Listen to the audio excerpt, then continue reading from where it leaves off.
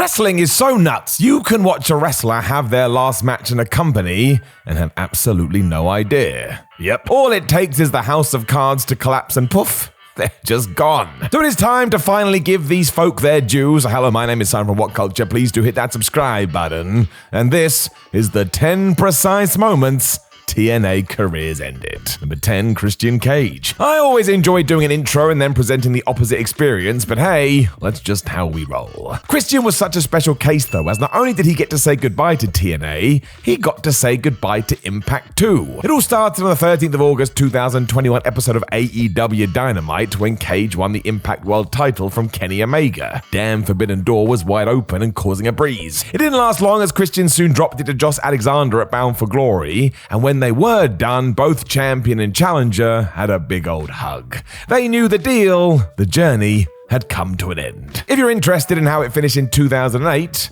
well, it was the most TNA thing ever. Kurt Angle had learned that Cage's contract was expiring and that he was heading back to WWE, so the main event Mafia beat him up. We may as well have just had an advert for Raw on the screen. Number 9, Bobby Roode. Try this the next time you see somebody who you think is a TNA fan. Just shout beer at the top of your lungs, and if they don't reply with money, you've made a terrible mistake, and they now think you're nuts. This, of course, is a reference to the tag team in the promotion consisting of Bobby Roode and James Strong, and when they lost a Valley of Shadows match to Decay at Sacrifice 2016, things didn't look good. I mean, that brawl was crazy to begin with, and due to the way TNA filmed its content, we already knew Roode was leaving, as he had announced it a month earlier. Whoops. He still got quite the send-off as Abyss chokeslammed him into some thumbtacks, and the entire faction just punished his ass. So fair play to Bobby. He went out in the tried and tested manner, and he did the honors as best he could. Still secretly hoping he gets one last push in WWE. The dude has so much to give. Number 8, Booker T. It was not the best evening for Booker T at TNA Bound for Glory 2009.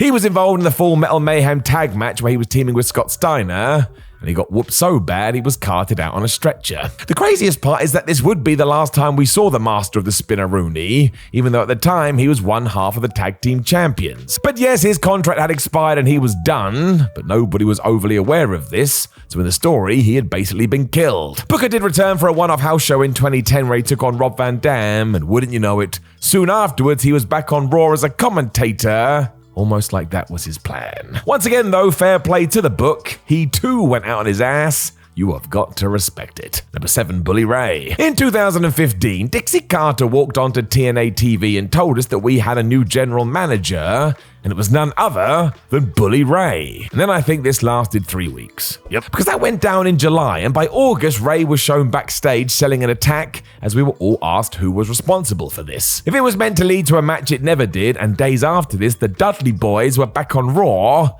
I am not kidding. It was so strange even if you were an avid watcher because there wasn't even a hint that this was going to happen. Bully just turned up to work for a month and then kind of decided he couldn't be bothered anymore. I'm worried that this wouldn't have been the first time. Number 6, Sting. Do you want to know reason number 456 why I love Sting? Well, here we go. In January 2014, the Stinger had decided it was time to walk away from TNA, so got put in a career versus title match against Magnus. It felt very much like the Icon wasn't going to win, but that would mean he was stepping away from the promotion, so the emotion was ready to explode. The fight itself was essentially a greatest hits for Sting, which I appreciated, and after Magnus had toppled the legend, he, EC3 and Dixie Carter stood over his fallen body as if they'd stolen all his wrestling energy and were now twice as strong. Much like others on this list, it was Steve Borden ensuring he put over as many people as possible on his way out, which just sums him up. No fuss, doing the right thing. He's a damn hero. Nobody would have minded if we had done a big celebration and thank you, Sting. But nope, that wasn't what he wanted, and his opponents benefited greatly because of it. Number 5, Drew McIntyre. Let's be honest here. When Drew McIntyre popped up in TNA for a cup of coffee, I don't think anybody thought he was going to be the WWE champion 3 years later. He was smashing it, don't get me wrong, but Drew Galloway in 2017 had been released, and it seemed like he was on a new path. He didn't have a good day when he took on Moose in an Impact Grand match because even though he was the champion, he wouldn't be after this. He was about to lose. It seemed obvious that everybody involved knew he was moving on, as this was sold as if it was the end of the world, although it did create quite the moment. Sad faces all around. Everything was going to be alright for Drew, however. A few months later, he was back in NXT, and he went on to do very good things. Before Gail Kim.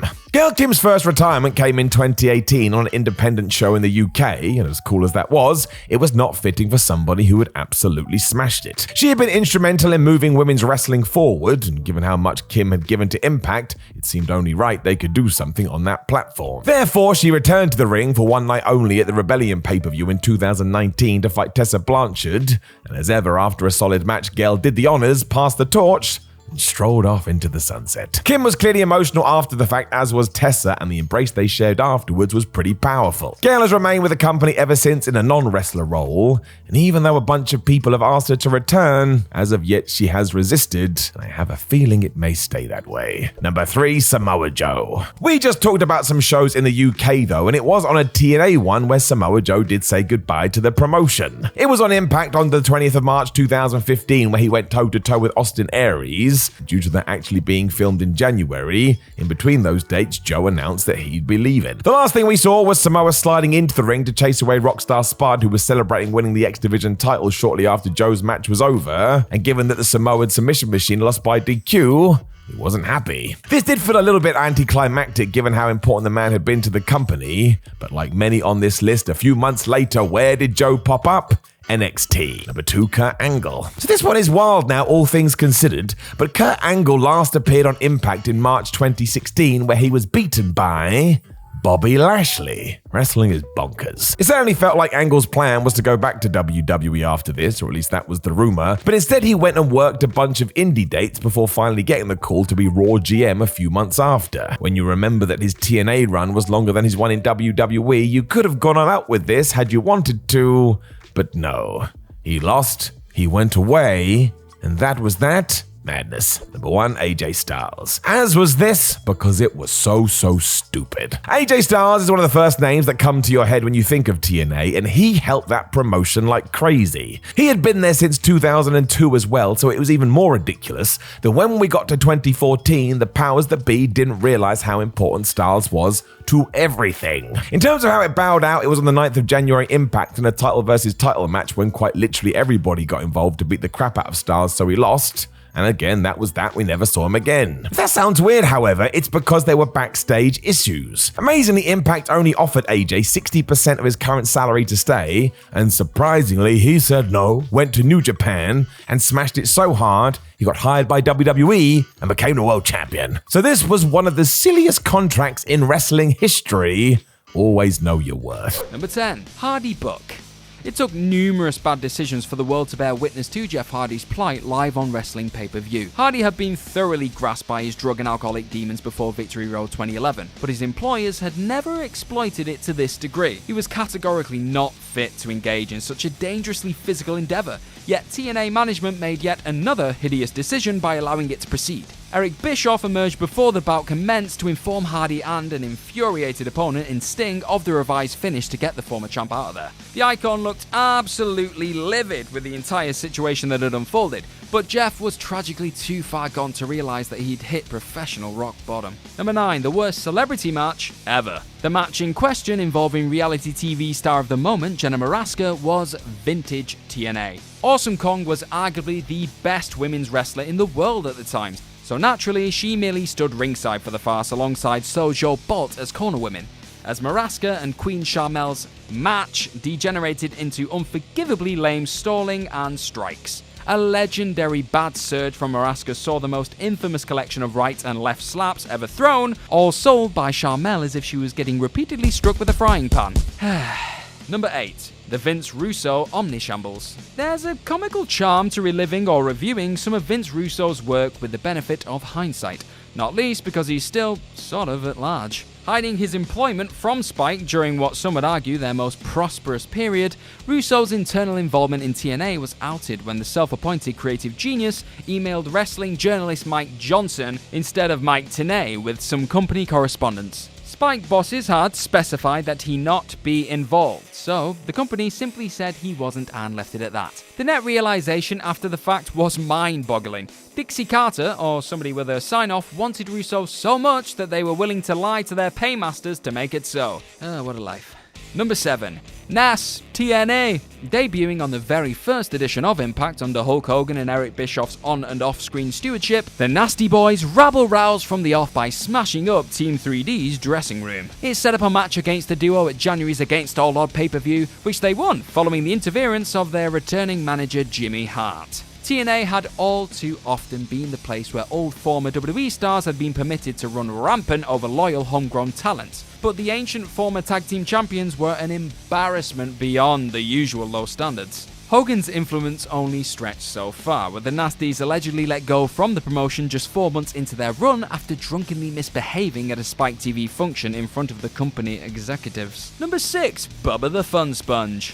A toxic influence that reflected the dangerous influence Hulk Hogan was already having on the company, shock jock Bubba the Love Sponge was gifted a job in 2010 because of his friendship with the Hulkster. Known amongst wrestling fans for platforming Hogan whenever he had something to promote or was simply trying to get his in somewhere, his tenure was brief but hugely destructive. Let's review some of what he got up to in the 4 months he polluted the product. He became so loathed by the rest of the roster that he had to be made an exclusive personal interviewer of NWO knockoff group, The Band.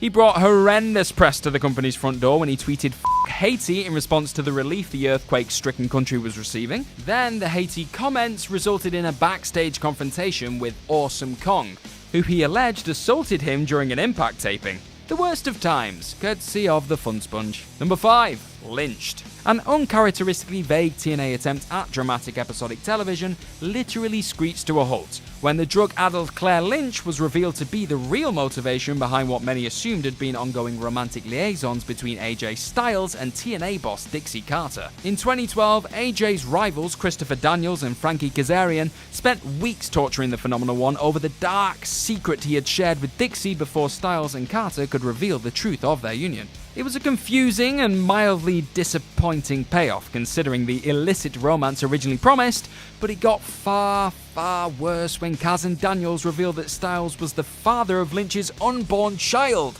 Only in TNA could the best wrestler in the world find himself competing to avoid accepting the responsibility of fraudulent fatherhood. When he inevitably won to shake the story off, a lawyer called Grace Steen revealed on behalf of Lynch that Daniels and Kaz had paid her to make the whole thing up, and the angle was thankfully binned. Number 4. Dick's Heads. Hulk Hogan's tumultuous 3-year stint in TNA offered little creative satisfaction for the viewers that gamely clung on to the product during his on- and off-screen stewardship. There was perhaps no bigger dissonance between the company's perception of his importance and actual fan interest in his continued presence than when the company boss literally begged on her knees for him to stay with the company in a segment knowingly designed as his send-off. Carter had turned heel weeks earlier in a scathing takedown of best wrestler in the company/world AJ Styles, reducing his value to pittance as part of an unsavory public contract negotiation. It was a tired retread of the evil authority figure, and factoring Hogan into her plans was top of the agenda until the exact moment the Hulkster himself decided otherwise. Set to depart the company ahead of a vainglorious return to WWE in early 2014, Hogan's final segment couldn't have made the organization, its supporters, and tactically AJ Styles look any more pathetic if it had tried. The message, intentional or otherwise, was abundantly clear. TNA needed the stars far, far more than they needed TNA. Number 3. Sit down and shut up. The success of the Austin Mr. McMahon storyline in 1998 following Eric Bischoff's defection to the New World Order in 1996 gave creative heads and wrestling promoters a false impression that fans were completely enthralled by the backstage politicking that takes place when running a wrestling company. Often, companies can use their audience's increased knowledge of insider dealings to play into a storyline in order to elevate a talent or present a new heel boss. But babyface Dixie Carter's passive-aggressive bollocking of a loyal TNA roster that aired on a November 2009 edition of Impact was a gross misread of how to utilize this technique. Responding to several talents' public concern on the hefty financing of Hulk Hogan's impending arrival, she inadvertently took on the role of a bullish headmistress chastising schoolchildren that weren't 100% committed to her and her alone. She exclaimed, "Choose to support me, choose to support the direction TNA is going, or you can choose not to, but you'll need to find another place to work." Unnecessary, brutal, and completely misguided, it shone a light into some significant problems afoot for the group, and foreshadowed the complete collapse of the decade's most diverse and talented roster in the months and years to come. Number 2. the life and death of the Knockouts division. In 1998, a nothing WWE program between Goldust and Jeff Jarrett reached the point where both the Bizarre One and Jarrett's manager, Deborah, were flashing each other in order to try and cause distractions in key matches. It filled television time, it filled pay-per-view time, but only the sexual titillation served as any kind of financial or ratings draw. Such was the appeal at the time. So when a 2014 Evening Gown match between former 5-time Knockouts champion Madison Rayne and 6-time Knockouts champion Angelina Love ended exactly the same way, it was a pathetic reminder that TNA and the rebranded Impact Wrestling had fatally flushed away years of goodwill with years of bad. The Knockouts division was birthed in 2007 with a battle royale featuring several underutilized future female stars, before eventually promoting Gail Kim and Awesome Kong in a main event program. It acknowledged that mainstream companies weren't doing anywhere near enough to present women as genuine athletes. But that was all soon pissed all over by incidents like this putrid decision to degrade two of their most successful champions in a stipulation which should have long been permanently buried. Number 1. Knocked Out. A 2010 show-closing festival of idiotic titillation made a mockery of TNA's entire women's division, and every performer associated with the caustic presentation. Flailing in its self-inflicted misery, the organization was losing hard in a short-lived rebirth of the Monday Night Ratings war after making the ludicrous decision to go head-to-head with Monday Night Raw, following Hulk Hogan and Eric Bischoff's January arrival. Another ridiculous decision was then made to put the Knockouts title on the line in a multi-women match where anybody that scored a pinfall would earn one of 4 keys to open the quartet of random boxes at the top of the stage. Velvet Sky, Angelina Love, Daphne, and then current Knockouts champion Tara made their way through to the prestigious ceremony in which an open contract, Tara's pet Spider, a forced striptease, and the Knockouts title itself were randomly up for grabs. The logic fell apart there. There was absolutely no reason for champion Tara to enter into a risk or reward scenario that could see her losing her title other than to reclaim a spider. Similarly, an enforced striptease was tantamount to a low-level sex crime, and felt exactly like that when Daphne was frog-marched to the ring to take her clothes off in front of the braying hordes. It made you feel uncomfortable and should be remembered, amongst other things, as an example of exactly where the line in the women's division across all promotions is, and why this type of disgusting event should not have a place on any future wrestling show. Everybody went through TNA. Even CM Punk was there for a while, which is crazy. He arrived with Mickie James too. It just became somewhere to try and make a name for yourself, even though it was quite hit and miss. So let us make sure your brain is up to date with all of this now, because I am Simon Miller. Here are 10 people you totally forgot worked for total non-stop action. Number 10, A1. No, he is not a position on the map. A1 did enjoy breaking TNA records though, because he worked for the promotion between 2004 and 2007 when he went missing for 11 years. That's right, he waited a good old decade before he came back. I think the biggest surprise is that TNA was still going at that point, but that's why they rule. They became the little engine that could. A1 did have a pivotal role too, because he was part of Team Canada, who were very important when TNA first came to be. Bobby Roode and Eric Young used that to get where they are today, and amazingly, they were number 2 and 3 in the group for a while. A1 was the guy. It's why he got kicked out of the stable to try and push him as a singles, but sadly it didn't work.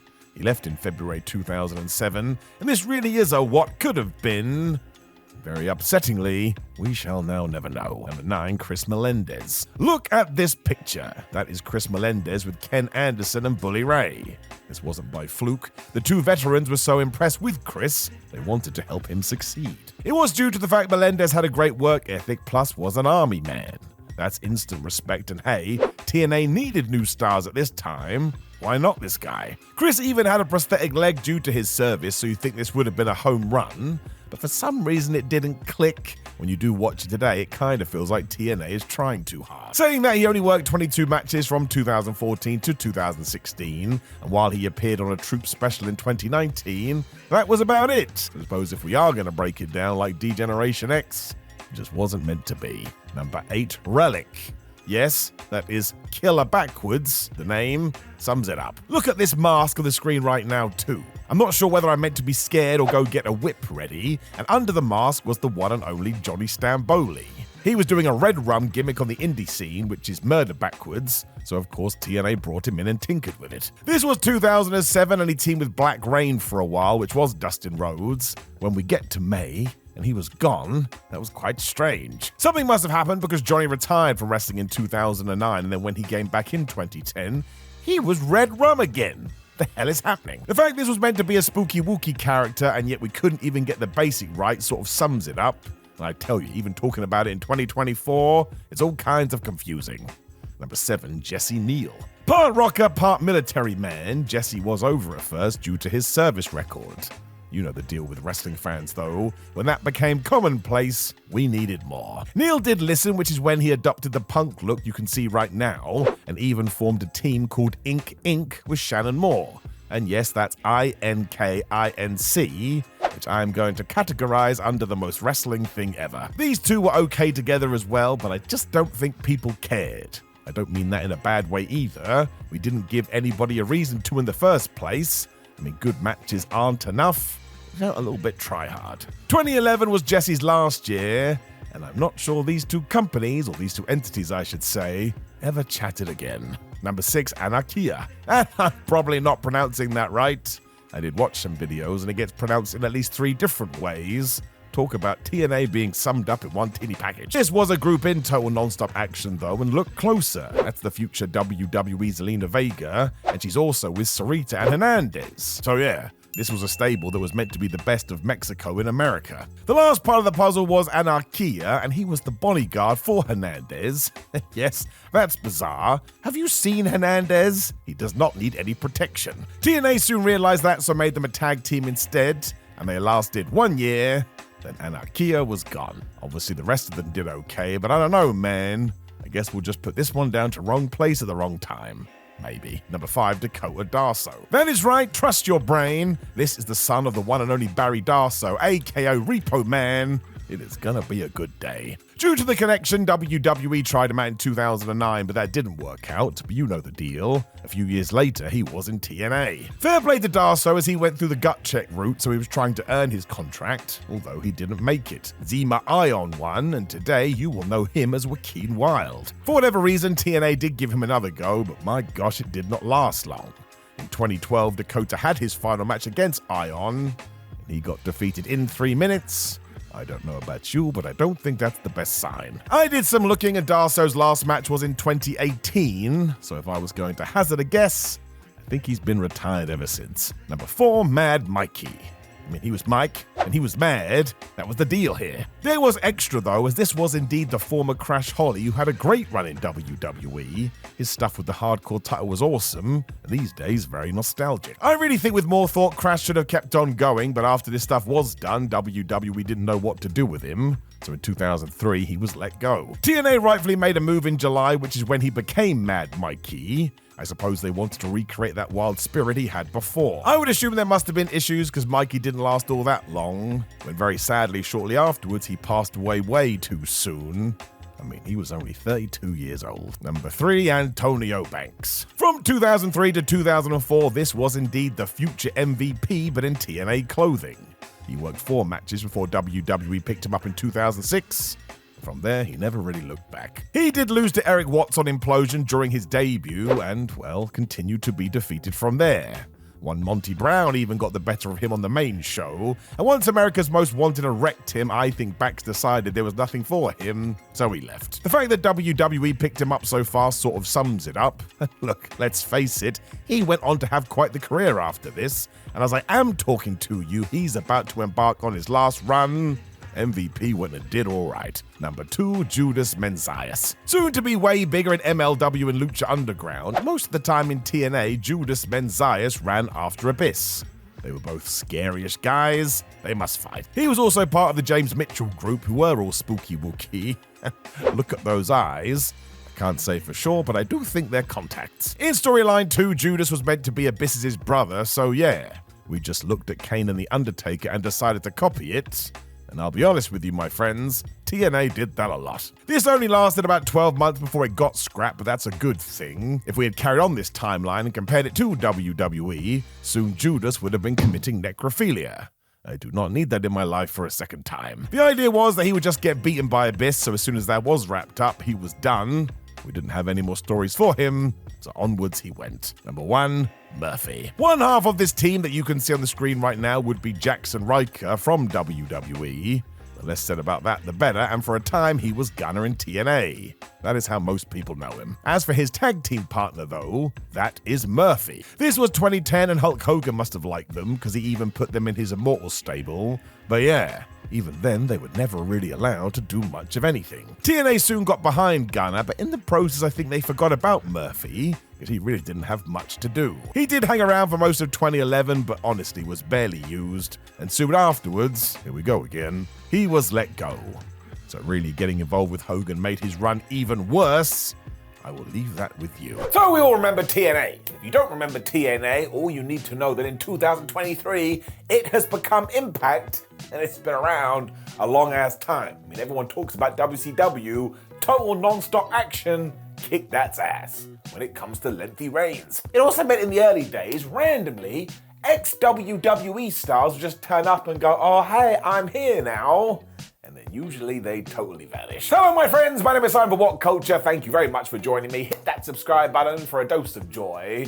And this is 10 forgotten TNA ex-WWE stars. Number 10, Paul Bearer. So we start with a doozy, because I don't remember this one. I had to go double and triple check. But yeah, Paul Bearer, at least for a little while, was on TNA. This is likely because he was so synonymous with the World Wrestling Federation and as The Undertaker's manager that you actually forget that he did have a career before that. I mean, he was Percy Pringle, and then Vince McMahon saw him and went, oh, now you're going to be Paul Bearer. And it wasn't until I was like 25 and I was like, that's a pun. Though I was joking, it took me a long time. It happened way back when TNA had first become a thing and when Paul Bearer was taking a break from WWE before he would return at WrestleMania 20. And yeah, he walked out and he was Percy Pringle III. It was sold as a game changer and served as a cliffhanger to the end of one of their episodes. But I think we mostly did this to try and get some publicity, because afterwards, well, he did nothing I can tell you about. That's right, he came, he saw, he got some money, and he left. Number 9, Vader. Fresh off some big runs in Japan from 1999 to 2002, Vader did indeed debut for TNA. Got right into the thick of it. But he was tagging with Dusty Rhodes to take on the Harris twins at the 34th ever TNA show. That's much bigger than you'd think it would be. Vader was also mad at Vince Russo's Sports Entertainment Extreme stable, which yes, stands for sex, because it's just the worst idea ever. And after Russo had told Rhodes, you gotta get a partner, well, he went and got the Mastodon. It did get a massive reaction from the crowd though. When Vader gets his hot tag, he does run wild. And even though this only goes 6 minutes, it's kind of alright. And somehow Dusty Rhodes still finds time to bleed. Vader would also return years later in the promotion when he took on Bram. But I think this was during a time when Vader was like, listen, I will come in, but I'm not gonna lose. So we had plenty of shenanigans, but hey, still happened. Number 8, Lex Luger. So this was another one that I had forgotten about. I suppose it ties into the title. It also underlines the fact that way back when, TNA just didn't know what it wanted to be, and if you'd been in WCW or the WWF, they would reach out for you, which is exactly what they did with Lex Luger in 2003. And the reason we don't remember this is because it only happened once, and Lex teamed with Jeff Jarrett to take on AJ Styles and Sting. And from a 2023 perspective, that is crazy. Clearly Luger wasn't that impressed with Styles because he totally no-sells his entire offense. And even after he gets clocked with a baseball bat, he's like, man, who cares? I mean, it does get him pinned, but he kicks out as soon as the referee has gone 1, 2, 3. I think Luger knew what he was doing. It also feels like the idea is to tell current fans, oh look, AJ is on the same level as Lex Luger, even though Lex Luger doesn't treat him like he's on the same level. This was a massive faux pas, and just another little window into the fact the promotion never treated Styles right. It's a different video for a different day. Number 7, Jim Neidhart. So it's Groundhog Day again. Nope, don't remember this either. Another one-shot deal in 2009, which I'm very sure Jim Neidhart would have got paid well for, and more power to him. I actually think we could have done more with this, and it's a shame that we didn't. Because we could have used all his experience and filtered that down to the younger members of the roster, but instead, nope, in for one match, and out again. This was during a story where Jay Lethal was all like, oh man, my generation is better than Hulk Hogan's generation, which is when the Hulkster did bring in somebody from his timeline, and it was Jim. Amazingly, Neidhart won. Amazingly, Lethal also took on Tatanka during this period, which is properly bonkers, and it all ended when Hulk Hogan and Jay Lethal teamed up anyway.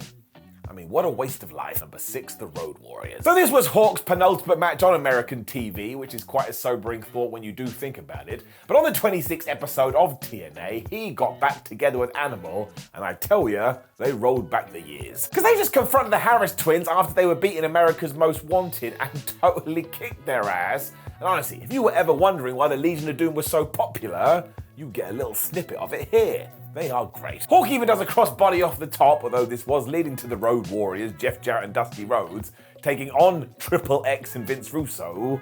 The less said about that bit, the better. It also meant that Hawk and Animal did lose here, and we never saw them again. It's kind of a shame.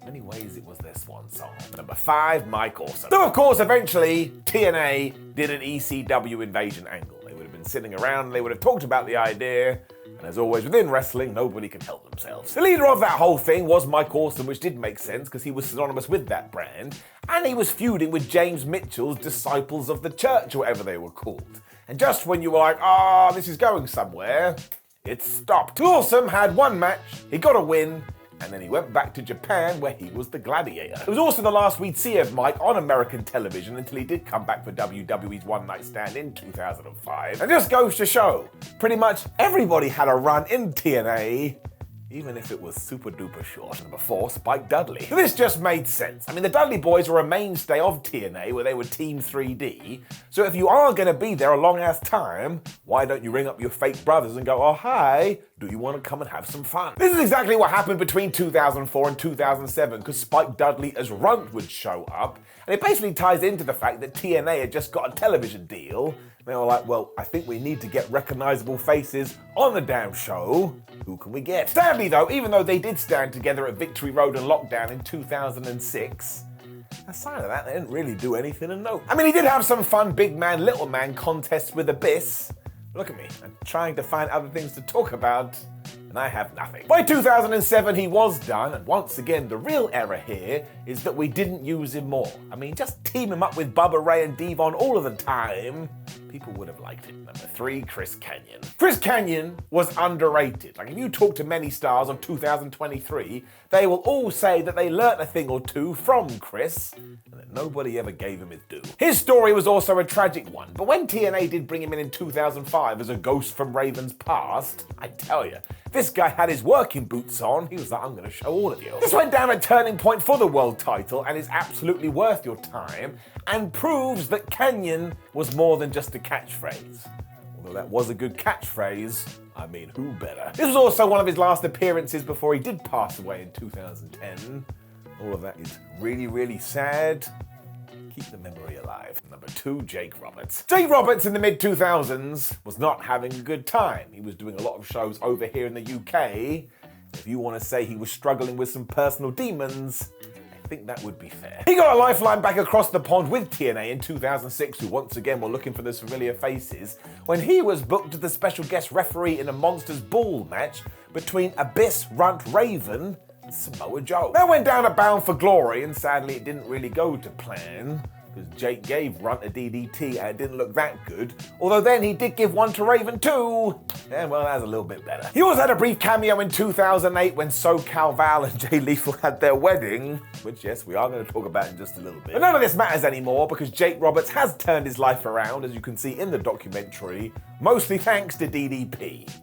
What a flippin' hero that man is. Number 1, AJ Lee. Which brings us to the big one that nobody remembers, AJ Lee and TNA. Now, an often shared clip on social media is AJ when she was super young, meeting her hero Lita and just crying and crying and crying because she's so happy.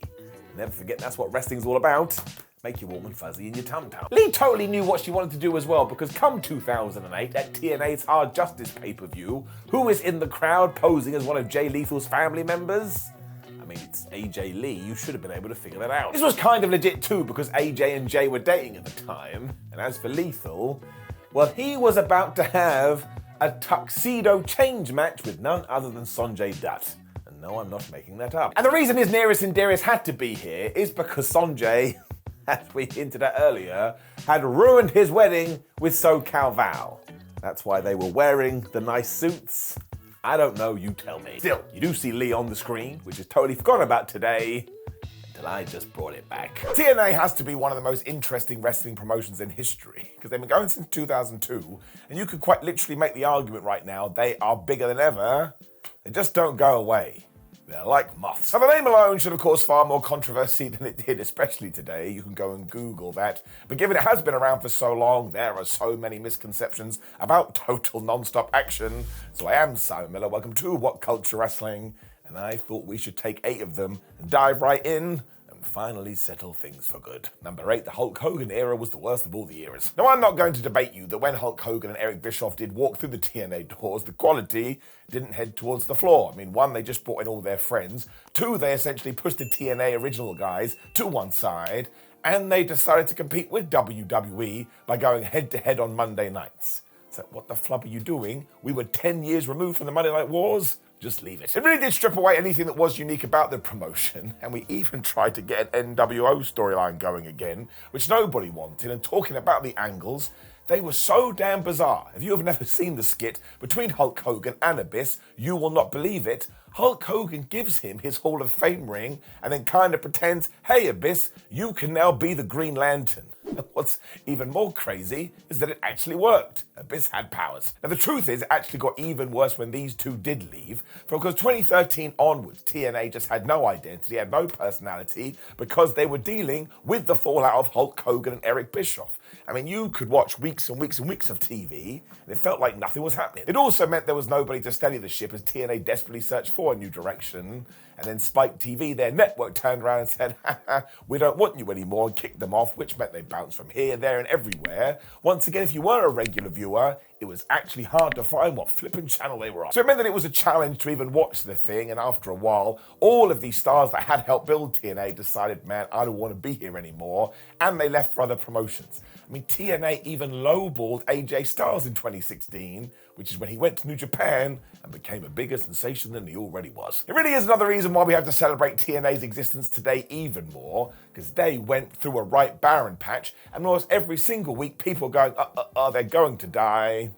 Yet they never did. Number 7, the women were always treated as stars. Now, you cannot take away from what TNA has done with its Knockouts division, and you can go back way before anybody else was doing a revolution, and yes, they were shining a spotlight on their female talent, saying, this Knockout division women's championship means something. If you want to say anything stupid, you can leave, there's the door. They always had a roster that could absolutely go and could compare with anybody, but let's not also pretend you didn't have the likes of Angelina Love and Madison Rayne doing distraction finishes by flashing their special bits at the referee. Again, don't get mad at me, I'm just telling you what happened. The only reason I do bring that up is that if you do go to TNA's YouTube channel right now, you will see it is the most watched clip they ever have uploaded, and one of the first ever women's matches they did in the promotion was a lingerie battle royal to crown Miss TNA. And the second person to win that was a man named Bruce, and we gave him that because he was gay. So there was a lot of attitude era nonsense still around. It got even lower because the late great Daphne even said that she felt forced to do a striptease angle. So you've got to ask, who was this for? And this is not me trying to take away from the Knockouts division. TNA were well ahead of the game, and more people should have taken inspiration from them. But there were still some certain segments that made you want to smash your head into a wall. Number 6, TNA was never original. Well, this one is just utterly ridiculous. I mean, go and watch anything they did with the X Division back in the day, but you can even go to Slammiversary 2025. We had that ladder match, and at one point the Hardy Boys wanted to climb a damn ladder, but all the metal ones were gone, so a magical rope ladder was thrown down, and Jeff climbed that instead. Now, of course, it makes no sense, but it does in the world of sports entertainment, because we always do this fun stuff, but it's instant proof that TNA always take a sit back and go, what can we do that's different? That really always has been the way, and I'm not saying that all these concepts were good.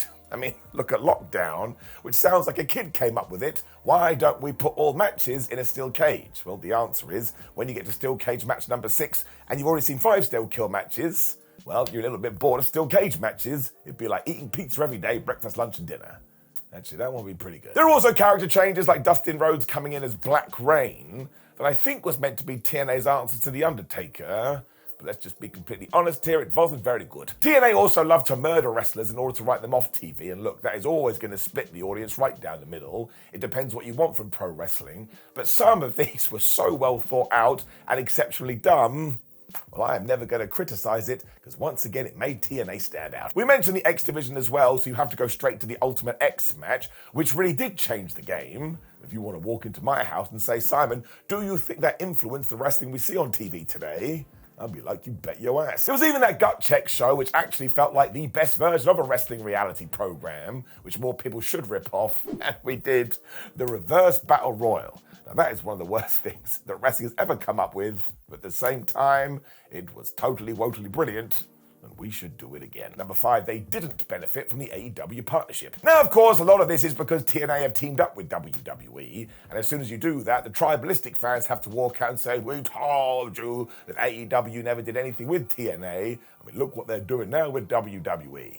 It's boring and I don't want to get into it. At the end of the day, though, we are just mere observers, so let's go right to the horse's mouth, because Stockton Moore, who was the president of TNA at the time, well, he quite literally said all of these words. At the time, Impact was really struggling to garner traction. We were doing our damnedest and putting out everything we could, but really struggling to find ourselves. Getting Kenny Omega as Impact World Champion and getting the Good Brothers featured on AEW's show, from a business point of view, the 2 Kenny pay-per-views were 2 of the 3 highest pay-per-views the company had at that point. Even the one with Christian when he came in was pretty high when it came to buys. There was a lift in business and viewership.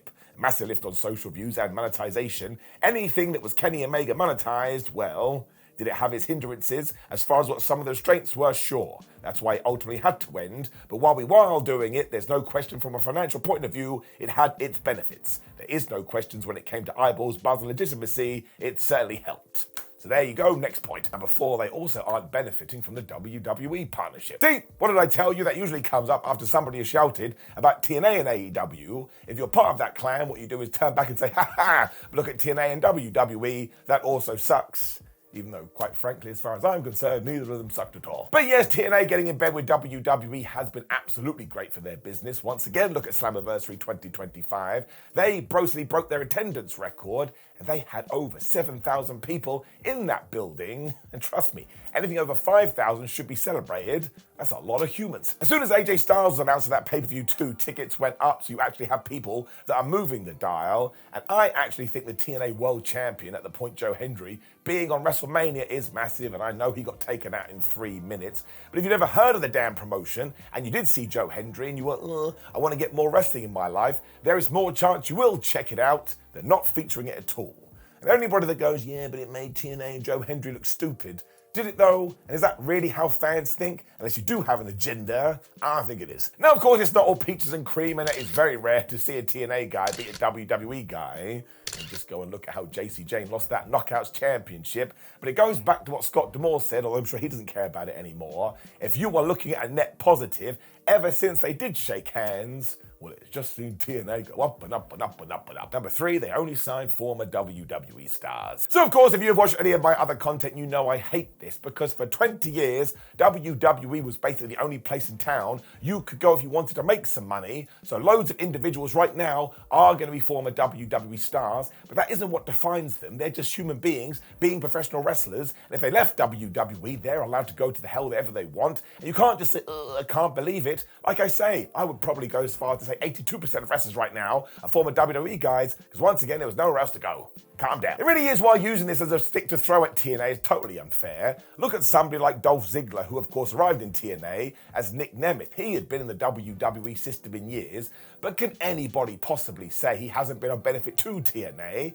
I doubt it. I think he's been really, really good, and he got more eyes on the thing. But look at somebody like Bryan Danielson when he joined AEW. You could say that he was an ex-WWE guy. He was there for years, but because he had his big indie run, for some reason that gives him a special pass. The whole thing is just stupid. The last couple of years makes it even more unfair, because look at some of the people that have come through the TNA doors. I mean, you've got Leon Slater, who's a UK star that is absolutely going to break out even bigger eventually. Mance Warner was a dude that basically reinvented how to do death matches, and nobody thought he would get a shot on a bigger stage, but TNA did it. And you've even got the likes of KC Navarro. Now, I've actually performed on shows with KC, and everybody knew the same thing. This dude just gets it, he's gonna go right up there. It always feels as well like TNA tries to use all their signings. Nobody gets signed for the sake of being signed. I mean, what did they do way back in 2006? They signed Kurt Angle, and they broke the flipping internet. And they've not all worked out, and certain eras of TNA have been worse for this.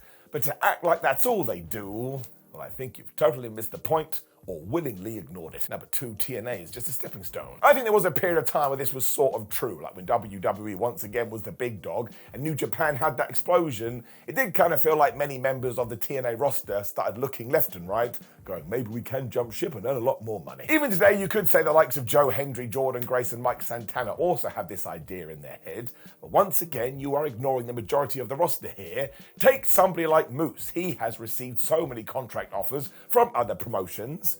He's like, nah, man, I'm staying here. I like it. This is for me. Eddie Edwards also joined the roster in 2014 and became a permanent fixture of TNA, and he's never gone anywhere else. Then you got Brian Myers and Chris Bay, who signed back in 2020. Steve Macklin did it in 2021, and Rosemary basically feels a part of the furniture, and I mean that as a compliment. I really do feel like any of those could put out feelers, but they decide to stay in TNA, and now they're just benefiting even more because they can pop up on NXT too.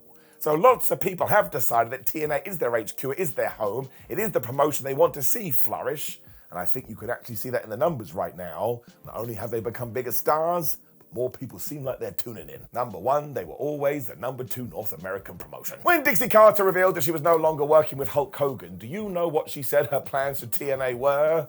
To make it the biggest wrestling promotion in the world. Now that was so damn silly because even 12 years ago, everybody knew that wasn't possible. Like WWE is always going to be the biggest game in town. They have too much money, they have too much exposure. And if this actually is your plan as the head of a company, well, you're headed for disaster. I mean, you can even go back to 2009 when Ring of Honor was absolutely kicking ass. And while it may not have been more popular than TNA, it did kind of fall into the same bracket. So you had Ring of Honor, you had TNA, you had New Japan. All of them were essentially operating on the same level. I don't think TNA was still above them going, ha ha, we're the best. You could probably throw CMLL in there as well. And essentially what most fans did is they saw all of those companies as a non-WWE package. So if you were done with what Vince McMahon were doing, well, you just jumped around each of these instead. When 2019 came around, there was no two ways about it. AEW absolutely went into numero 2 position. And also, yes, Hulk Hogan and Eric Bischoff did make sure that TNA went through that horrible lull after they did leave. And at that point, I'm sorry, you could not call them number 2, it just wasn't true. Even right now, though, once again, they should always be aiming for a special niche because you cannot knock WWE off its perch, and nor should you even want to care. There is so much wrestling content to go around, and really, there are a lot of lapsed fans as well. They want an alternative, they want something that feels a bit more old school. So if you have the power and the creativity to do that, you should at least give it a go. That's not to knock TNA either, because again, I think they have absolutely amazing. And as of me talking to you, they have been around 23 years.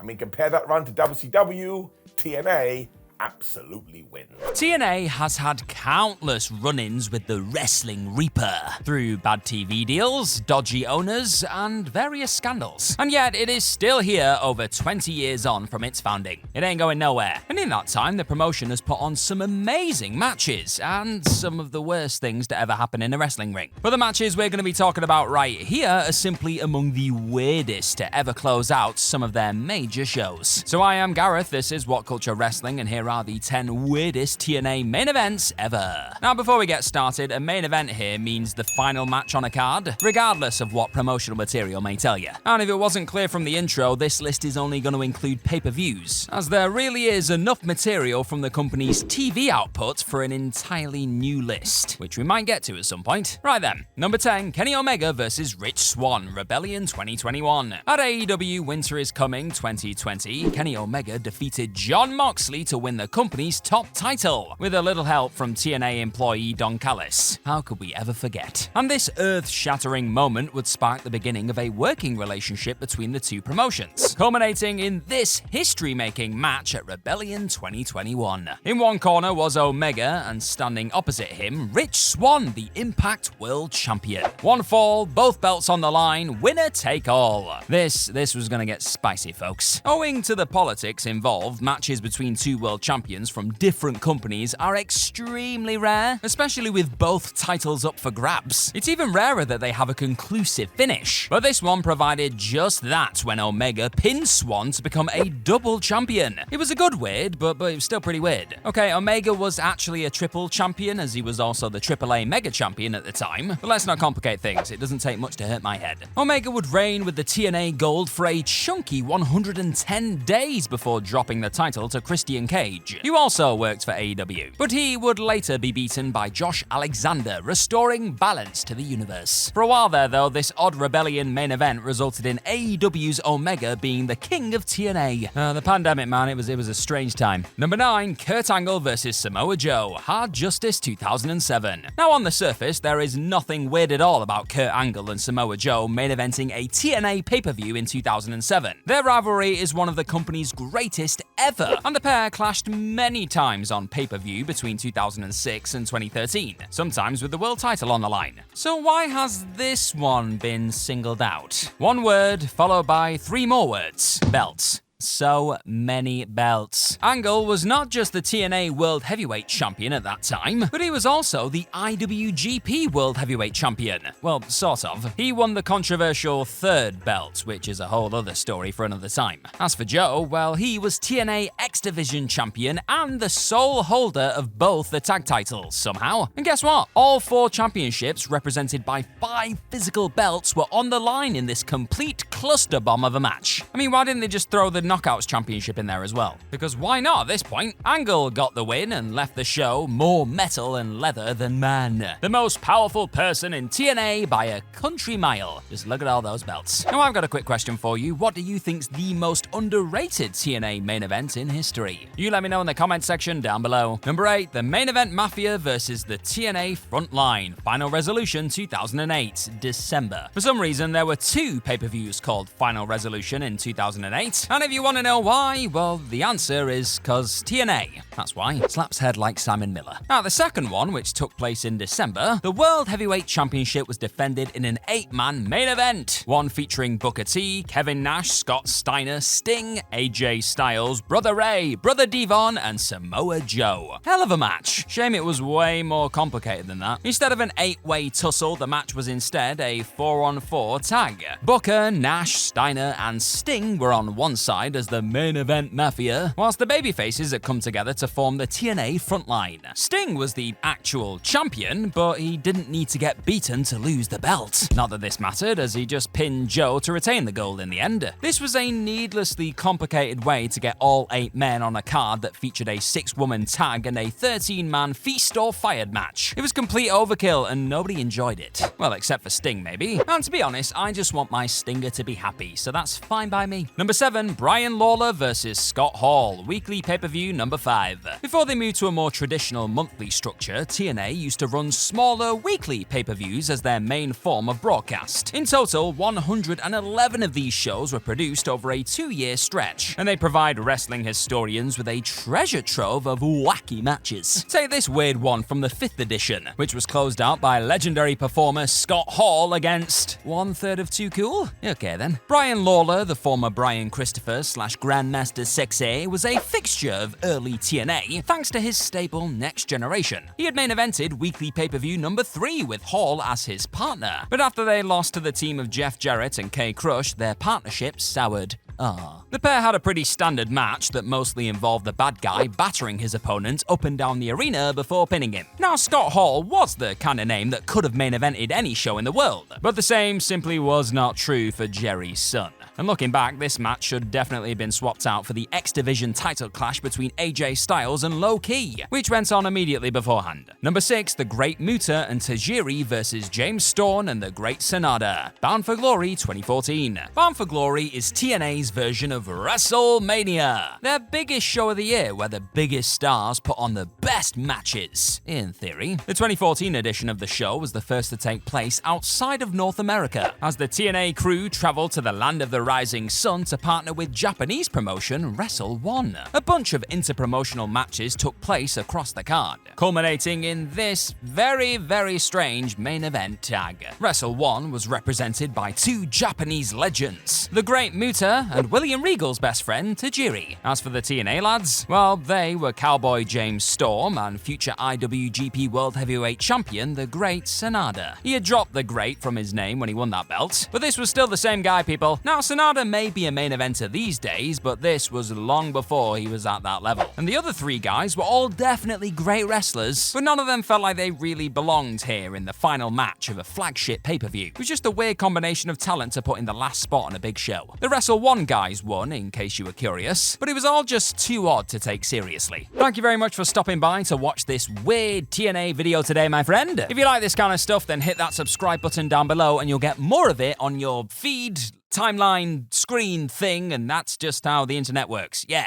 Number 5, Tavita Fafita versus Sean Ricker versus Martin Stone versus Dalton Castle versus Crimson. Gut Check 2015. Gut Check was a program run by TNA, not too dissimilar from Tough Enough. It took prominent indie wrestlers and gave them a chance to shine on a bigger platform. And it helped the company land such promising talents as Ivelisse, Taylor Hendricks, and Brian Cage. In 2015, the company ran a one-night-only pay-per-view called Gut Check, where 10 rookies would compete for the chance to qualify for the main event. And the winner of that match would be named the competition champion and be granted a TNA contract. Exciting stuff. 5 people made it to the final match, which was fought under elimination rules. They were, in order of elimination, Dalton Castle, a future ROH World Champion, Martin Stone, who had become Danny Burch in NXT, Crimson, who had a decent run in TNA, Sean Ricker, the future LA Knight, yeah, and Tavita Fafita, the new Bloodlines Tongaloa. What a strange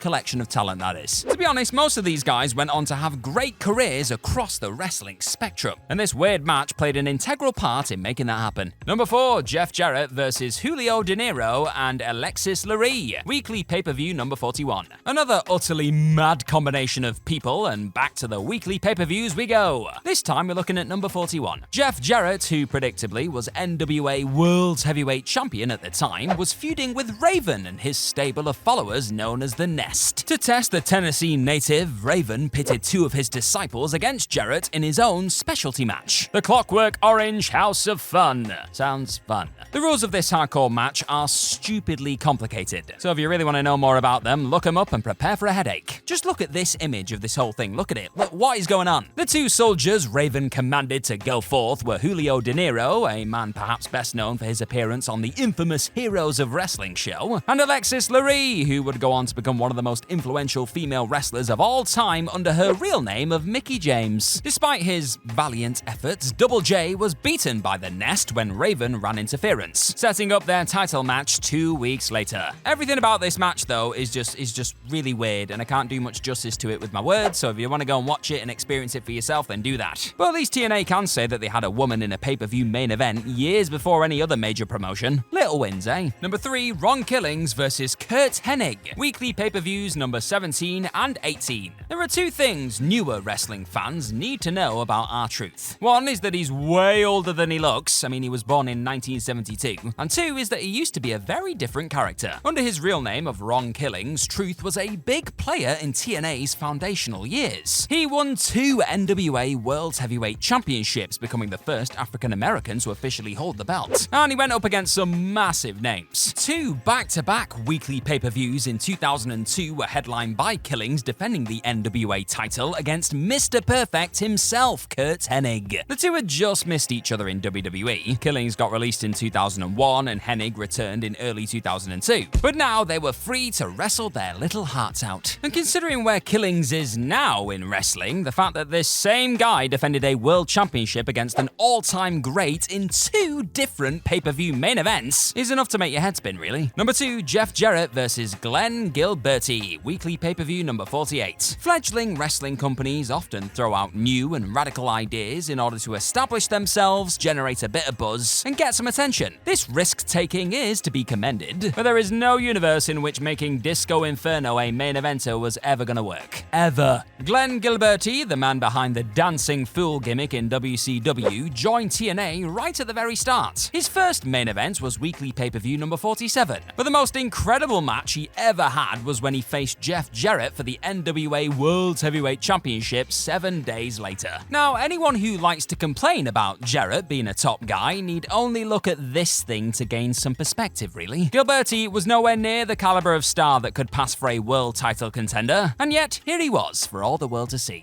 Mercifully, Disco did not win the world title, and his TNA career quickly fizzled out. Since then, he has forged a healthy career getting angry on podcasts. His listeners, likely unaware of just how close he once came to winning the oldest wrestling championship in the world. Number 1, Dusty Rhodes, Jeff Jarrett, and the Road Warriors versus Triple X and Vince Russo. Weekly pay-per-view number 28. Considering he booked himself to win the WCW World Championship, it should come as no surprise really that writer Vince Russo had 3 matches in TNA, all of which were weekly pay-per-view main events. Shocked. The most bonkers has to be the first one though, which took place at number 28. Russo was part of an 8-man tag where his partners were Triple X, Christopher Daniels, Elix Skipper, and Low Key. The trio were part of Russo's Sports Entertainment Extreme faction, or SEX, because of course that's what it was called. Their opponents were Jeff Jarrett and 3 legendary men who had their heyday in the 1980s, Dusty Rhodes and the Road Warriors. Unfortunately, as Russo didn't get in the ring for the entire match, fans were robbed of the opportunity to see him take a bionic elbow or a doomsday device. If all that wasn't enough, SEX won the match after a run-in by none other than Nikita Koloff. A baffling combination of young guns, old men, and non-wrestlers. This has got to be one of the weirdest wrestling main events in the history of our great sport, if not the weirdest ever. Something is happening with WWE and TNA.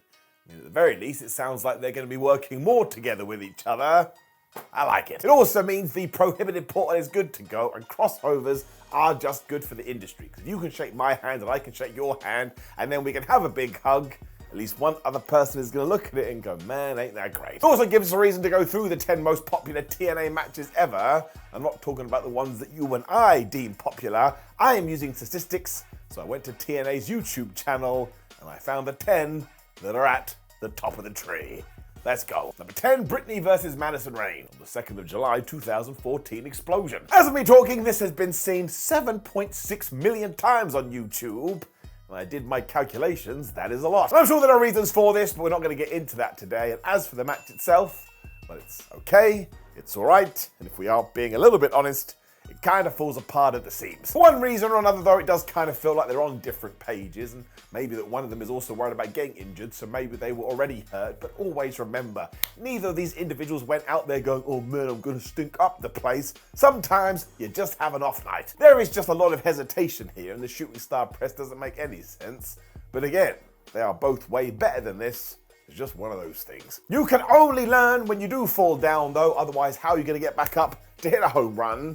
Whereas I would say you need the downs so you can get the ups. Let's move on. Number 9, the Ultimate X match from Bound for Glory 2009. Born into the world in 2003, I would actually say this is TNA's greatest invention. I mean, the X division itself was so damn cool, but having this crazy matchup where you had a big X hanging from wires that people were going to crawl across like it was Spider-Man, well, yeah, I'm going to watch it. So straight away, if you've never seen this and you want to compare it to a ladder match, I suppose you can.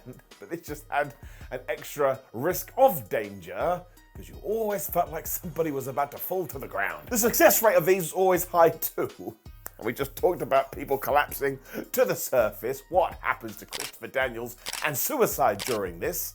Like I say, this happened years ago and it still gave me heebie-jeebies. Amazing Red Homicide, Chris Sabin and Alex Shelley also just go totally crazy here. And seriously, you could pick this up and place it in 2024 and nobody would be none the wiser. It's also one of those things that if you were trying to get somebody into TNA, you should put up on your television and say, listen dude, you need to watch this. And honestly, they've never really dropped the ball when it came to the Ultimate X match. I mean, there were some sort of below par ones, but mostly totally smashed it. Number 8, Rob Van Dam versus Sting on the 8th of March 2010 Impact. So I totally get this. In 2024, these are two legendary figures. So if you are trying to go through their career, then you go, oh my gosh, in 2010 they fought each other, you're gonna push play. The only shame is if you do start watching more TNA from this period, you have to go through all the Hulk Hogan, Eric Bischoff stuff. And I don't want to get into that too much here, but they just stripped TNA away of anything that was unique to the company. I still don't understand why they did it. I mean, the worry was always don't make TNA WWE light. And these two made it crazy WWE light. But one of the good things is that they did bring somebody like Rob Van Dam in. You had this match with Sting, the icon, the legend, and Rob beats him in about 2 seconds. Now, I suppose it did get people talking, but that was negated by the fact that a few days before this, Van Dam had basically let loose in an interview, oh yeah, I am going to be debuting for TNA soon. Whoops. RVD then gets totally destroyed by Sting, because of course the Stinger needs to get his heat back, but look, overall, Rob was booked far better here than he was in other places, and over 6 million people have watched this. To be specific, 8.2 million. So you may now have realized I made a verbal typo there, but actually it's still accurate. But you don't need to watch this, and if I hadn't told you how short it was, you definitely would have been disappointed. Number 7, Gail King vs. Awesome Kong. Final Resolution 2008. Now WWE likes to tell you that the women's revolution started in like 2016, but that's not true, because ever since the Knockouts division was born into this world, courtesy of TNA, well, that thing's been on fire. And two of the reasons for that is because the likes of Gail Kim and Awesome Kong, who didn't care about any of this nonsense, they knew they were good wrestlers, they knew they could go, so if they were going to get the opportunity, well, they were going to kill it. It was even more important in 2008 because, of course, in WWE, who had everything with the divas, so yeah. Just go and watch this today and marvel about how good they are. The match itself is so well played out too, because you do have this David versus Goliath mechanic, and Awesome Kong comes across as such a monster, and I tell you, Gail Kim can sell her ass off. The people watching absolutely love it too, and word of mouth must have spread through this one, because on YouTube, over 9 million people have watched it. Like I've said for other things on this list, if you are not one of them, go increase that number right now. Number 6, Sting versus Jeff Jarrett from Bound for Glory 2006. So this ties into what we've already talked about. You've got Sting and you've got Jeff Jarrett. I understand the intrigue of people going, I wonder what they did. The difference here though is that Sting felt so damn hot in 2006 because not only were the fans right behind him, but we were treating him like the last outlaw. Because of course Jeff Jarrett had been running rampant through TNA. Everyone was like, Sting, you gotta go kick his ass. It did make Double J the perfect heel though, as he had taken possession of this belt throughout 2005. So you just had the best to and from here. And once again, the crowd was totally invested. TNA was also patient with this, so when Sting finally won that championship, everybody went crazy. This is one of those moments where you're like, man, why couldn't TNA have just capitalized from this? But for whatever reason, they didn't. You also get one of the best no-sell spots when Jarrett takes his guitar and just levels Steve Borton right in the head. But he turns around just like, man, not today. Man, do I love Sting. It also all leads to over 10 million views on that there internet. Just another window into what TNA was. Number 6, Gail Kim vs. Awesome Kong from the 28th of October 2015 Impact. So it's not a surprise that these two are back. We've covered this. They're just awesome. They always seem to turn their performances into proper main event fights, and here they were slap bang in the middle of a world title tournament to see who was going to crown the new damn champ. Now it's fair to say that when it comes to these two, this isn't the best of the best, but the fact the chemistry is still there, you're still able to put your tuchus in a chair and watch them and think to yourself, well, they've clearly got something. Also, even if you do walk away going, well, that was mediocre, it's probably because you've seen their other matches, and that's how hard the bar had been set. Kim also plays a more hardened veteran version of herself here, so it shows she has evolved, whereas Awesome Kong is still such an absolute beast, but I love it. And over 12 million people have seen this one. Once again, I totally get it. Number 4, Abyss vs. Bully Ray at Genesis 2012. Is this big men slapping man meat? I guess it is. Now it's really important to mention how important Abyss was to TNA, because my gosh, not only was he damn loyal, but he put his body on the line time and time again. And if you need a WWE equivalent, he was essentially their Mick Foley. In 2012, he also came face to face with Bully Ray in a Monsters Ball match, which was essentially a stipulation where you could do whatever the flub you wanted. I think Bully must have watched what other people had done in this thing too, because him and Abyss go out there, and honestly, this is just a totally utter crazy war. 13 million people have also watched this on YouTube, and I think the best thing is that there's no nonsense here. I think both guys were determined that this was going to come across as like gritty and real and kind of terrifying, as opposed to silly and over the top. And I tell you, they totally achieved it. It's kind of brutal. It also totally sums up what this stipulation should have been, because sometimes TNA did go in the other direction, and well, yeah, I've said it once, I'll say it twice.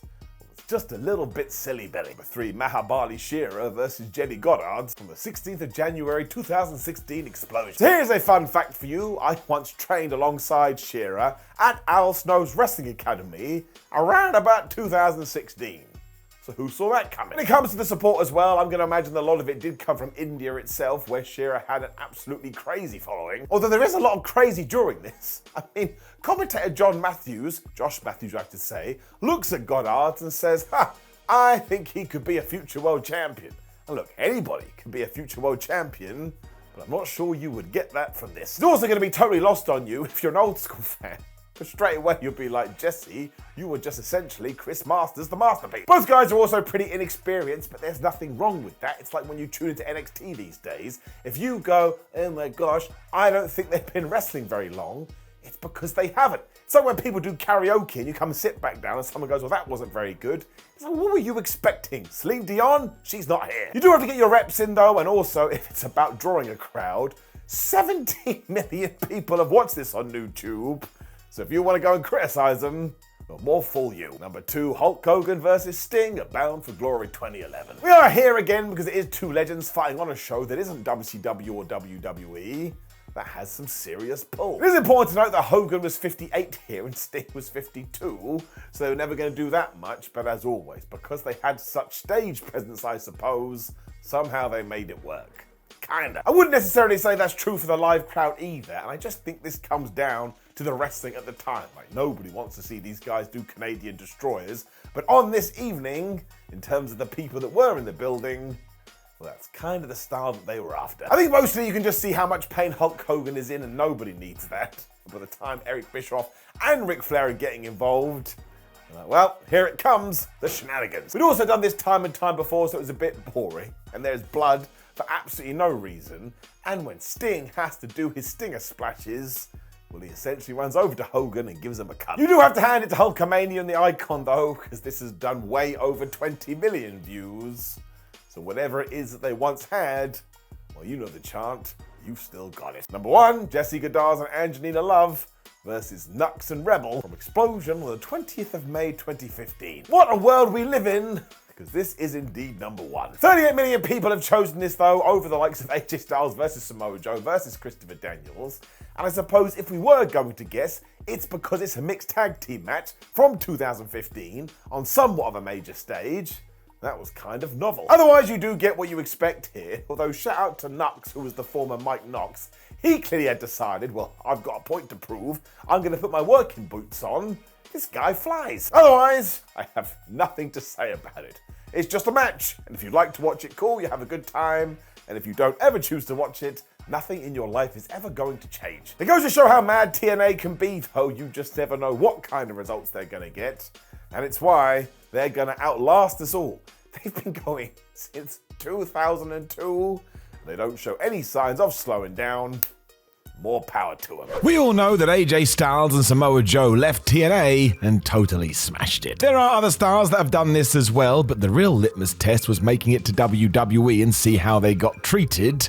It was a total roller coaster. Which is why today many have forgotten about some truly awesome jumps. I am Simon from WhatCulture, and this is the 10 most successful TNA to WWE transitions. Number 10, Abyss. That's right. Despite never appearing as his masked character in WWE, Chris Park has been super successful in the promotion. You just never see him. This is because he was hired as a producer in 2019, and by all accounts is doing a great job. That must be true too, as sometimes people can come and go in that role. It's a bit like an open door policy, but Park is now a mainstay. It's quite lovely to see. You may recall there was a tease of some on-camera action when he was briefly AJ Styles' statistician back in 2020. That didn't go anywhere, mostly as it was during the pandemic, where nothing made sense. I still hope one day he can have the match he deserves, even if it comes and goes as a memory. That dude gave everything to TNA, and it sounds like it's a similar situation now. He has smashed it. Number 9, LA Knight. Another one that goes under the radar. Eli Drake, as he was known in TNA, won the world title, the tag titles,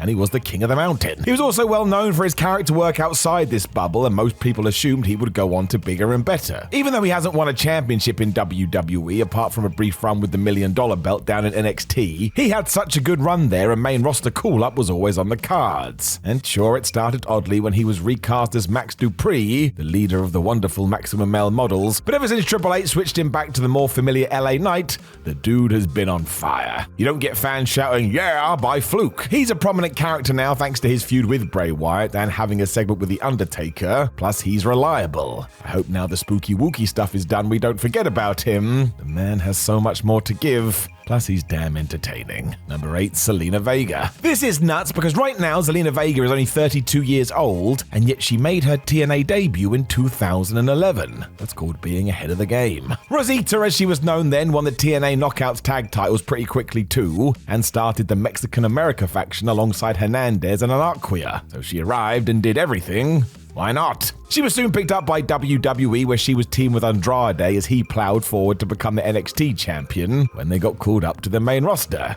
Naturally. Sadly, neither of them were ever booked in the same way under Vince McMahon, and yes, there was some controversy with the term independent contractor that led to Vega being released. But talent never sleeps. And before you knew it, she was back. That resulted in a Queen of the Ring victory where Zelina was able to strut around in a crown, whereas in 2022, she became the mouthpiece for Legado del Fantasma on SmackDown. It was a pretty good effort. It also means Vega has proven herself as a valuable part of the roster, and long may that continue. Number 7, Wes Lee. The Rascals were a very good Impact team. WWE saw this too and brought them on board in 2020 as MSK, and almost instantly they were pushed. They won the Dusty Rhodes Classic and the NXT tag titles pretty quickly, plus they got to hang out with Matt Riddle for a while. Now that does sound pointless, but actually it carries a lot of weight. WWE wanted to make sure there was a spotlight on them. It hit a bit of a stumbling block when Nash Carter was released following a controversial online happening with his ex-wife, and everyone then thought this spelled doom for Wes Lee, even more so when he was stripped of the tag team belts and vanished from television. This is the issue of being one part of a pairing. However, rather than fade away, Lee weathered the storm, returned in 2022,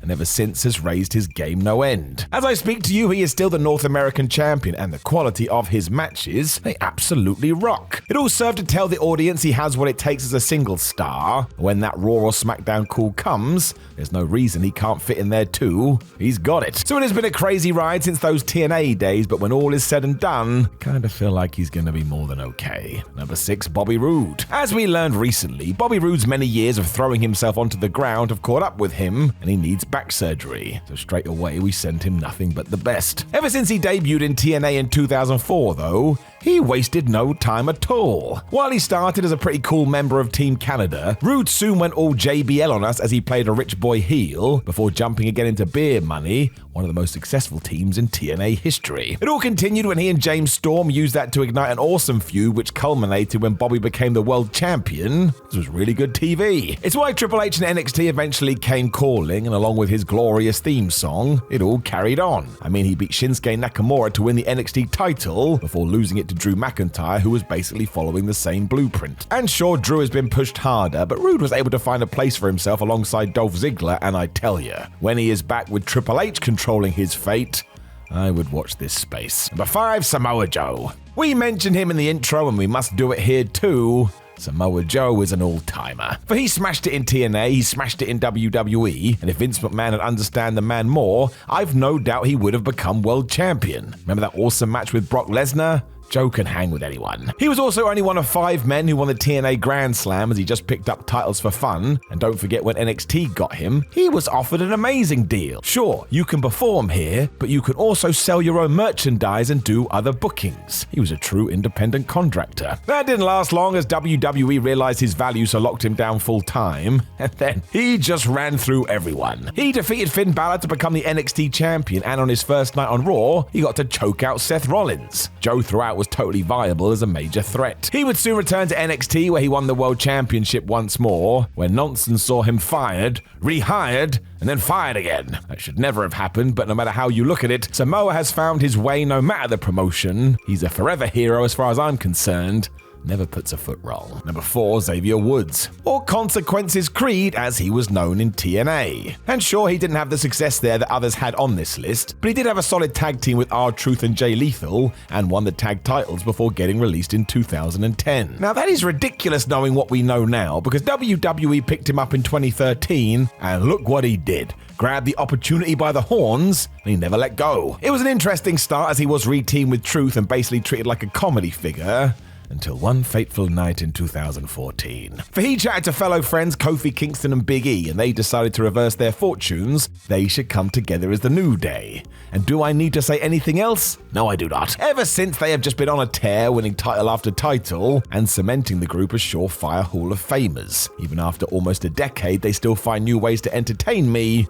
they rock. Woods was also able to achieve his dream of becoming the king of the ring. So yeah, you can't criticize this. The guy totally gets it. Number 3, Mickie James. Some fans may not be aware of this, but while during the second part of her career, Mickie James was very successful in TNA, it's where she kicked it all off too. Debuting in 2002 as Alexis Laurie, she joined Raven's The Gathering group as he went after the then NWA heavyweight title. James Mitchell was also part of this and ejected James from the company after hurling a fireball into her face, but there was a reason for this. Mickie was going to WWE. It was full step ahead from there as she kicked off that feud with Trish Stratus, which was excellent, and she won the Women's World title at WrestleMania 22, which was only her 10th match in the company. It was just the start as Mickie also retired later at Survivor Series and went on to pick up gold on 6 different occasions. This was also done during a time when the female talent had to fight tooth and nail for proper opportunities, and she's another that will get in the Hall of Fame as soon as she wants it. James is officially a legend. Number 2, CM Punk. Well, we all forget about this, and there's a good reason for it. CM Punk is synonymous with Ring of Honor given his track record there, but before all of that, he did indeed pop up in TNA. This actually ties into what we just talked about because, yep, he was in The Gathering too. Everyone was flocking to Raven. The irony. Punk would team with him as well alongside Julio De Niro as they had a few decent matches before Ring of Honor decided they didn't want to work with TNA anymore, so they shut the door. There's not really much else that can be said because we all know the success CM went on to have, but if we are plotting his journey, it does indeed go through TNA, so that counts. Or it does to me, and it's my list. The big question is, of course, what Punk does next, but regardless, it will be a big deal as he's a big deal. I wouldn't dare call it though. Really is impossible to try and figure out. Number 1, AJ Styles. I mean, if you didn't get this before you clicked play on this video, you have never watched AJ Styles. Not only was he the face of TNA and really should have been utilized as such, Styles has just been amazing everywhere. He is one of the best ever. The story gets even better because even AJ assumed he would never get to WWE due to how they saw wrestling, and yet he did arrive and thanks to his skill level, became the world champion. This is just the coolest and reminds you to always bet on yourself. I can't even go through all his TNA accolades as we'd be here all day, but just know he was changing the game and winning as many belts as he possibly could. Without him, I'm not sure Total Nonstop Action hangs around as much as it did, and for fun, just go and pick any match and see what it's like. 99% of the time, you'll get a banger. He will without doubt go into the Hall of Fame eventually, and before then, who knows? Styles is in his mid-40s, but he's still so damn good, he could keep performing for another decade at this rate.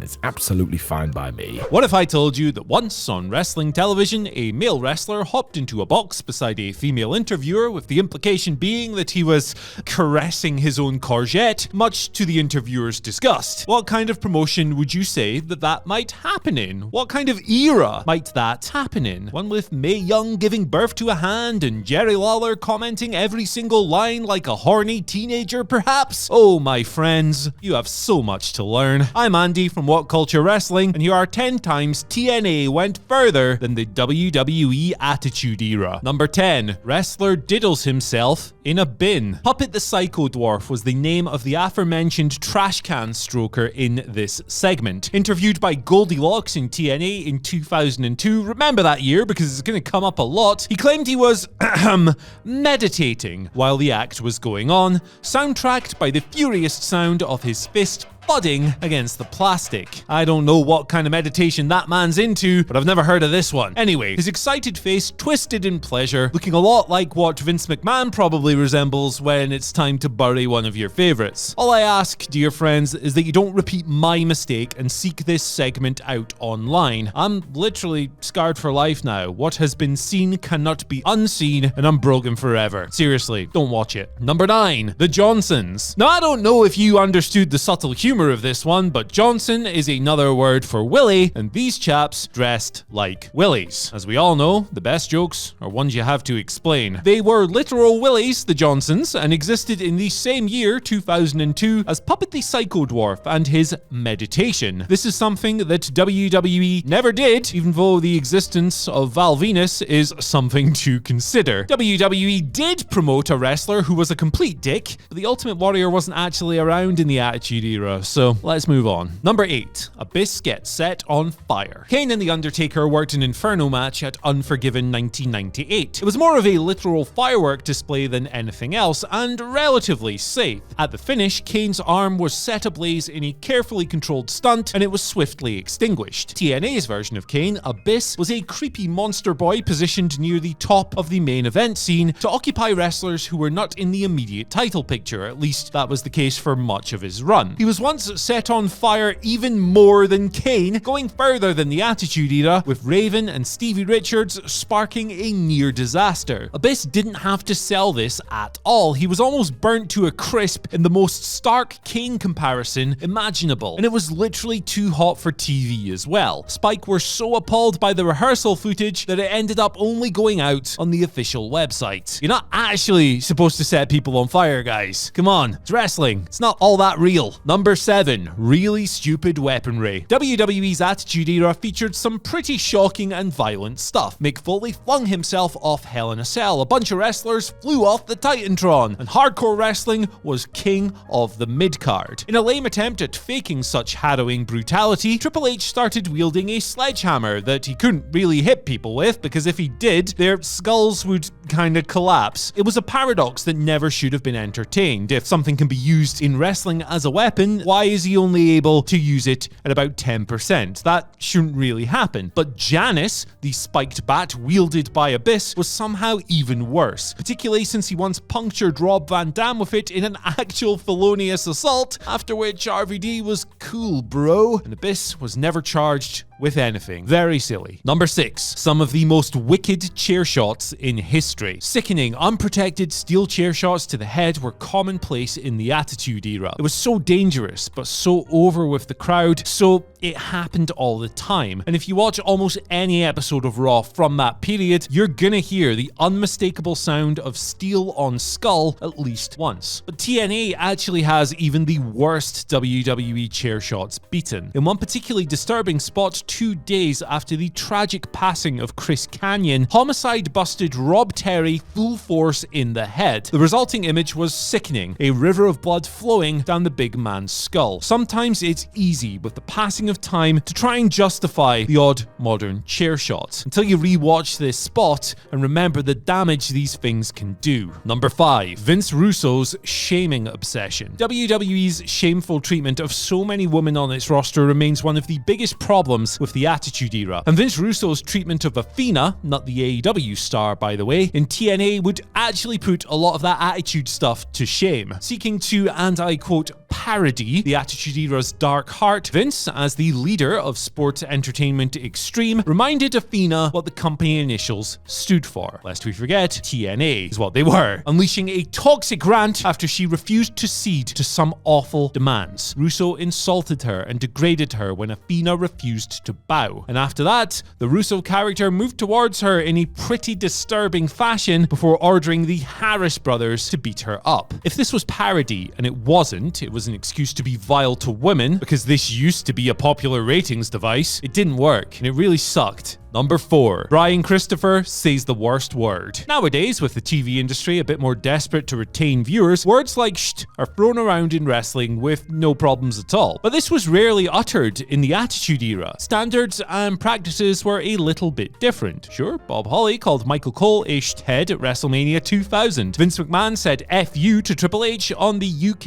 exclusive Rebellion 1999 pay-per-view, but these two don't count. Even if Steve Austin, live on the WWE Raw ahead of King of the Ring 98, said to Kane, "You useless effer, if you set yourself on fire, you'd actually improve your mobility," TNA would still have the edge on the Attitude Era. And that, my friends, is because Brian Christopher, captured at full volume by a hot ringside microphone, once unmistakably called his valet a "see you next Tuesday" in a match with Sean Waltman. Number 3. The Victory Road 2011 disaster. WWE received widespread, fierce, and justified criticism for failing to publicize Steve Austin's neck injury ahead of Survivor Series 1999. It registered as an antagonistic FU Carney move, especially as Austin was replaced by Big Show in the end. So maybe it was the most FU Carney move ever. Or was it? At TNA Victory Road 2011, Jeff Hardy, to use the old euphemism, was in no condition to to perform. He was inexplicably sent out to perform anyway, and in an unspeakably grim non-match with Sting, it went down as one of the most infamous moments in modern wrestling history. In doing so, TNA somehow went further than the worst of WWE's Attitude Era, and twice actually. They exploited an addict and went back on a main event at the very same time. Number 2, the actual worst cage match ever. Unforgiven 1999's Kennel from Hell match is widely regarded as one of, if not the worst cage matches ever. But in my opinion, it's not the worst cage match ever. How could it be when this thing exists? Straight from the genius booking mind of Vince Russo, TNA presented an electrified cage match between LAX and Team 3D. It was every bit as tedious as the Kennel, but even more disastrous than quite literally being pooped on by a dog. The electricity, quote unquote, was akin to asking the audience to turn around when performing a magic trick. Frazzlesounds.wav played over the speakers, and the lights turned on and off in a scene that would later be aped by AEW with their own explosive disaster years later. Mainstream North American wrestling spent so long telling you that you're stupid that it's a wonder it still exists in such good health in 2023. And at number 1, ugly homophobia. Technically, Billy and Chuck debuted in the Ruthless Aggression era, but there's no fundamental difference between that and Attitude. If anything, Ruthless Aggression was equally awful in its grim pursuit of shock value. Billy and Chuck were heavily insinuated to be lovers, and indeed were set to be wed in an infamous 2002 angle. It was revealed to be a publicity stunt, and it proved wrong the old adage that all publicity is good publicity because business didn't improve one bit. In 2002, that year again, the Rainbow Express were a tag team introduced by TNA. They disgusted the broadcast team, who were asked to play homophobes when these guys were in their presence. And indeed, their fellow competitors were on the same boat as well, 2 of whom, the Dupp brothers, outright refused to wrestle the Rainbow Express. This was received by the crowd as some kind of babyface gesture. That's how it was put together by the writers. Wrestling has an awful history with this kind of thing, and sometimes it even tries to get away with it by slyly laughing at what it's doing. But this was something else. This was overt disdain, and we must never see it again.